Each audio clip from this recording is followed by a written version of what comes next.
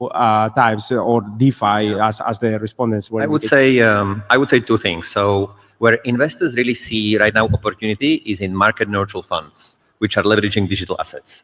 So for example, RE7, I don't know if Evgeny is here, is running one, we are running one. And we are able to generate 15% net per annum with 9 Sharpe ratio, so super low volatility, monthly liquidity, just by providing liquidity into DeFi. And overall, DeFi market is still relatively small, so $200 billion market cap out of $4 trillion overall market cap of crypto. So we are somewhere around 5%. And I think it's never too late to allocate, just like we just discussed, into our industry, because it's high growth. What do you want as an investor? You want to invest into high growth assets which are generating yield, and that's exactly what DeFi is doing. So right now I see most of the interest in DeFi, and of course stablecoins. If I include stablecoins, that's additional $300 billion. So together $500 billion out of a $4 trillion industry. So before going to talk about stablecoins, what is your view, Riff, in terms of where the capital is going in all this space?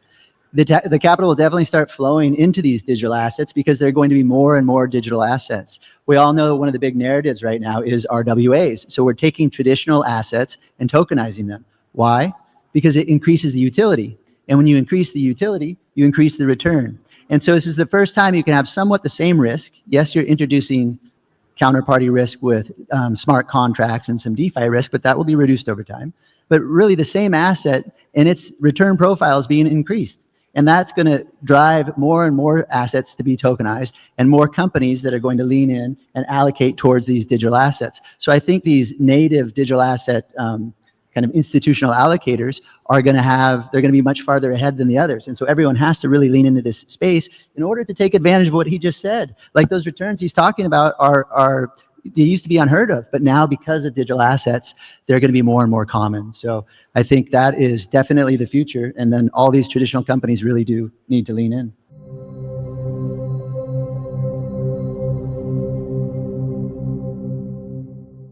Alrighty, everybody, what is going on? Welcome back to another CYPRX video breakdown. This is going to be portion 2 of the previous video breakdown, where we're going to roll into some ongoing Iota Foundation announcements that just go to show that they are integrating with major traditional financial infrastructure. They are at the forefront of this digital evolution, and they are one of the many digital assets that I personally house in my portfolio that I will be utilizing in the DeFi ecosystem to generate passive income and grow my wealth with.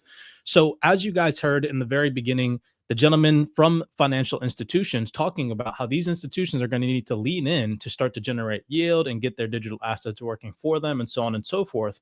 Well, Iota fits that role. And not only are there DeFi primitives and capabilities utilizing your Iota tokens where you can generate passive income, but they are making massive strides in the TradFi ecosystem in regards to digital trade finance.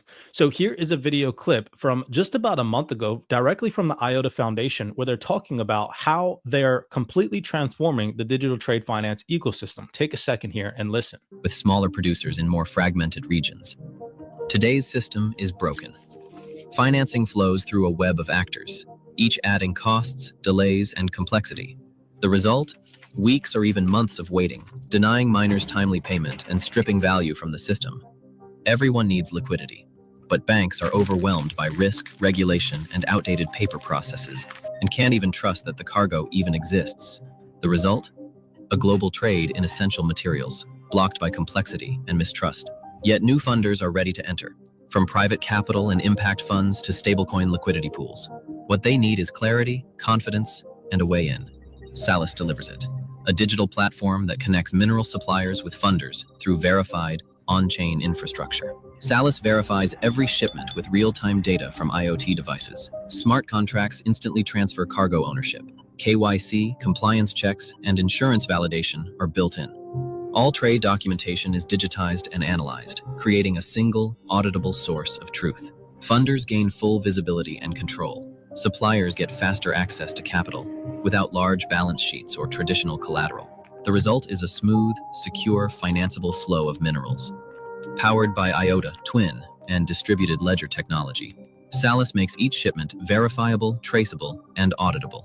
Salis brings liquidity to supply chains, clarity to global finance, and trust to a critical industry. Salis turns complexity into clarity and puts critical minerals trade on-chain.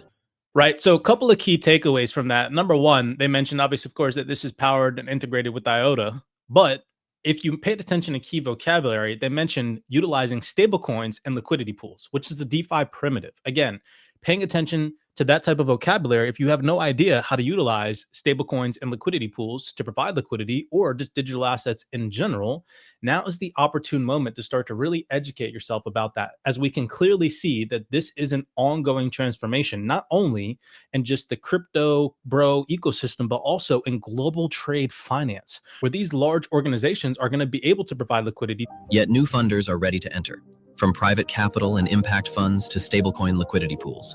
And so that leads me over here to this major announcement, considering that that video breakdown was from about a month ago. Well, if we come over here, recently, what was just posted directly from the Iota Foundation. Adapt is setting the foundation for trusted digital trade across Africa and shaping the future of global commerce. So this is a whole nother digital trade finance announcement that just recently took place. So reading thoroughly through this huge announcement, because this just goes to show that Iota is at the forefront of this digital evolution. November 18th, 2025. Plans by Africa for deeper economic integration through AFCFTA have taken on a new technological dimension with the unveiling of the AFCFTA Digital Access and Public Infrastructure for Trade Initiative, ADAPT. The initiative is a collaboration between AFCFTA's, damn, that acronym is going to get kind of annoying to say 1,000 times, Secretariat, holy crap, that's a hard one, and the Iota Foundation, the Tony Blair Institute for Global Change, and the World Economic Frickin' Forum, y'all. Come on now.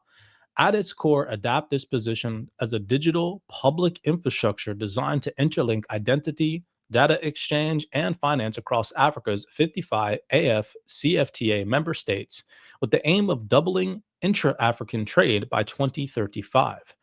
Unlocking more than $70 billion in additional annual trade value and delivering an estimated $23.6 billion in annual economic gains. If we come down here, it mentions, according to Iota, the open source blockchain network underpinning this initiative, very, very interesting, will digitize every shipment, document, and transaction. The foundation says it has already run pilot projects in Kenya and Rwanda and is now scaling for continental reach. From a macro perspective, embedding digital infrastructure and trade aligns with wider policy scholarship on DPI for Africa. Identification systems, payment rails, and data exchange frameworks are all flagged as key enablers of digital economic participation. Just to come down here and finish it off, because I don't want to read and bore you guys to death, it says, what makes the ADAPT initiative unique is how it situates blockchain distributed ledger technology, i.e. Iota, stablecoins, and digital public infrastructure inside the grand challenge of Africa's trade integration, not as a niche fintech project, but rather as a part of its continental trade architecture. That is huge. So congrats to the Iota Foundation for this one. Again, no reflection in any immediate bullish price action, but nonetheless just goes to show that this is a huge undertaking and proves that Iota is at the forefront of this digital transformation. So again, just like the gentleman said at the very beginning of today's call, invest in digital assets that have high growth potential and can generate yield. And Iota is one of them.